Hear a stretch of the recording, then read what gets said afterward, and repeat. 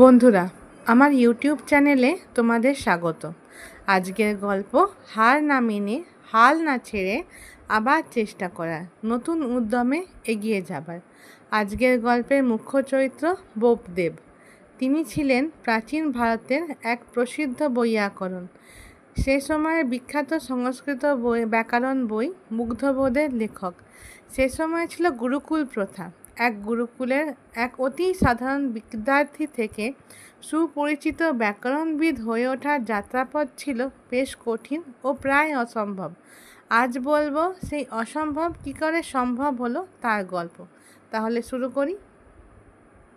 প্রথমেই বলেছি, বোপদেব অতি সাধারণ ছাত্র ছিলেন। তার গুরুদেবের মতে তিনি ছিলেন বেশ মূর্খ এবং বোপদেবের মতো ছাত্রর দ্বারা পড়াশুনো হবার নয়।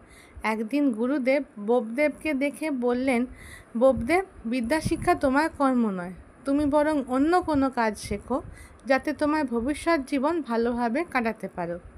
এই শুনে বোপদেব দুঃখী মনে গুরুকুল থেকে বিদায় নিয়ে নিজের বাড়ির দিকে চললেন। বোপদেবের বাড়ি গুরুকুল থেকে একটু দূরে ছিল, তাই গুরুমা পথে খাবার জন্য একটা চিঁড়ে গুড়ের পুঁটুলি দিয়েছিলেন। পথে যেতে যেতে একটা বেশ বড় পুকুর দেখে বোপদেব ভাবলেন এখানেই পাড়ে বসে খাওয়াটা সেরে নেবেন। পুকুর পাড় ছিল শান বাঁধানো আর পরিষ্কার।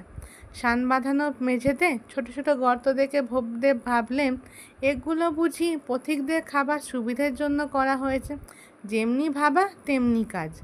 পুকুরের জলে চিঁড়ে ভিজিয়ে খেয়ে বোপদেব বসে বসে ভাবছেন তিনি এখন থেকে কি করবেন, কিভাবে ভবিষ্যতের জন্য নিজেকে তৈরি করবেন। এমন সময় কয়েকজন মেয়ে কলসি নিয়ে জল ভরতে পুকুর পাড়ে এলো। কলসিগুলোকে মেঝেতে রেখে তারা নিজেদের মধ্যে গল্প গুজব করছিল। বোপদেব তাদেরকে জিজ্ঞাসা করলেন, ওই গর্তগুলো বুঝি পথিকদের খাবার জন্য তৈরি করা হয়েছে? প্রশ্ন শুনে মেয়েরা তো হেসেই অস্থির। তারা বলে সকলেই জল নিতে এসে কলসিগুলোকে মেঝেতে রাখে। এইভাবে অনেক সময় ধরে কলসিগুলোকে ওখানে রাখতে রাখতে গর্তগুলো নিজে থেকেই তৈরি হয়েছে। এটা শুনে বোপদেব তো খুবই অবাক। তিনি ভাবলেন মাটির কলসির ঘষায় যদি শান বাঁধানো মেঝেতে গর্ত হতে পারে, তাহলে আমি কেন পড়াশুনো করতে পারবো না? আমি যদি আর একবার মন দিয়ে চেষ্টা করি তাহলে নিশ্চয়ই পারবো। এই ভেবে বোপদেব ঠিক করলেন তিনি আবার গুরুকুলে ফিরে যাবেন। গুরুর আশীর্বাদ নিয়ে আবার পড়াশুনো শুরু করবেন। এবারে বোপদেব আরও মন দিয়ে লেখাপড়া করলেন, বিশেষ ব্যুৎপত্তি লাভ করলেন ব্যাকরণে। তখন বোপদেব ঠিক করলেন তিনি সংস্কৃত ব্যাকরণ যাতে সহজে শেখা যায় তার জন্য একটা বই লিখলেন। সংস্কৃত ব্যাকরণ শিক্ষা সহজ করার জন্য লিখলেন মুগ্ধবোধ।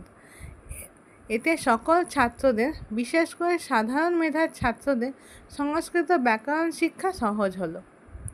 আজকের গল্প কেমন লাগলো কমেন্ট করে জানাইও। আর এরকম আরও গল্প শোনার জন্য চ্যানেলটিকে সাবস্ক্রাইব করবেন। ধন্যবাদ।